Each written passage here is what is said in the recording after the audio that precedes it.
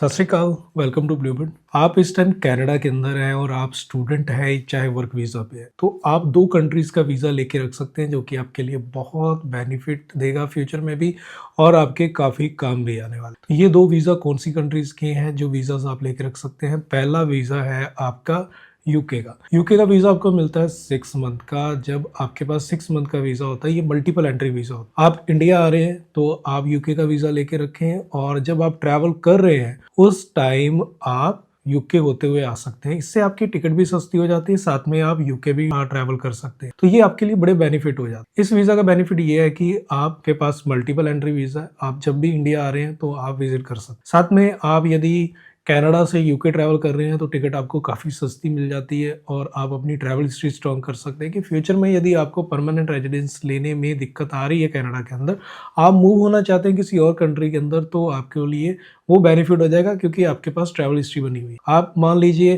Canada में आपको permanent residency में प्रॉब्लम आ गई, आपका परमानेंट रेजिडेंस नहीं हो रहा है, आपने अपनी एजुकेशन कंप्लीट कर ली है, तो अब आपके पास चांस है कि आपने ट्रैवल हिस्ट्री बनाई हुई है तो अब आपको ऑस्ट्रेलिया वीज़ा ईज़ी दे देगा। तो आप ऑस्ट्रेलिया मूव होना चाहें तो हो सकते हैं क्योंकि आपकी ट्रैवल हिस्ट्री बनी हुई है।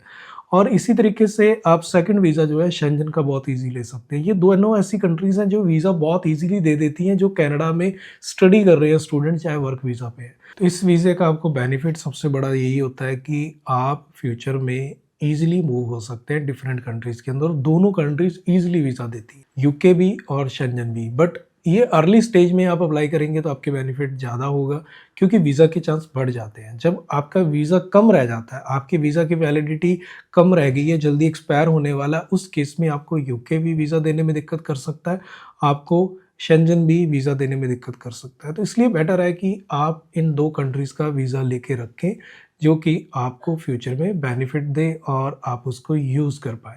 और दोनों की एम्बेसी फ़ीस बहुत नॉर्मल है, मीन्स आप लगा के चलिए इंडिया का अप्रॉक्स 12-13 हज़ार रुपए ही आपका जो है एम्बेसी फ़ीस और वीएफएस पे खर्चा आता है, दोनों ही कंट्रीज़ के अंदर। और आप खुद भी एप्लीकेशन कर सकते हैं और यदि आपको हमारी हेल्प चाहिए तो हमारी भी सर्विस चार्ज बहुत नॉर्मल है, तो आप हमारी सर्विस लेके भी दोनों कंट्रीज़ के वीज़ा अप्लाई करवा सकते हैं। तो ऐसी और वीडियोज़ देखनी हो तो चैनल को सब्सक्राइब करके रखें। मिलते हैं फिर एक नई वीडियो में। सत श्री अकाल।